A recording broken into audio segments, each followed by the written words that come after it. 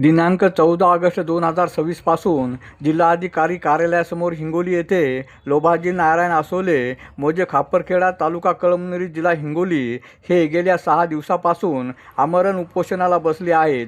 अद्याप त्यांची कोणतीही मागणी पूर्ण झालेली नाही. उपोषणामध्ये त्यांनी जलजीवन मिशनच्या कामामध्ये अनियमितता, 15 वित्त आयोगाच्या निधीमध्ये अनियमितता, ग्रामसभेच्या इतिवृत्ताबाबत संशयास्पद नोंदी, पांढर रस्त्याची समस्या या 4 मागणीसाठी ते आमरण उपोषणाला बसले आहेत. यापैकी एकही मागणी पूर्ण करण्यात आली नाही. सर्व गावकऱ्यांचा त्यांना पाठिंबा आहे, तरी त्यांच्या मागण्या पूर्ण करण्यात याव्यात अशी गावकऱ्यांच्या वतीने मागणी करण्यात येत आहे. अरुण दिपके, TV7 हिंगोली.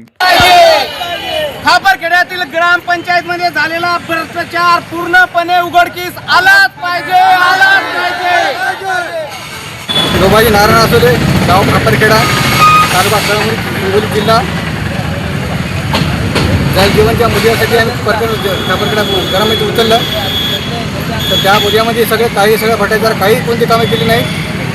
दुसरी गोष्ट आपलं 15 वित्त त्या मुद्द्याचे प्रश्न आले, त्याची त्या चौकशी करून झाली नाही.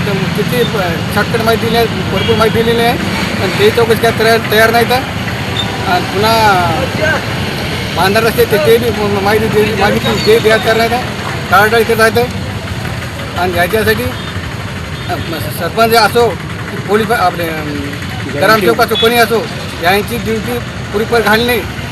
कायमची घालून 6 महिन्यापुरती नाही, कारण पुन्हा याची इन्क्वायरी काढून घेणे ही व्हायलाच पाहिजे.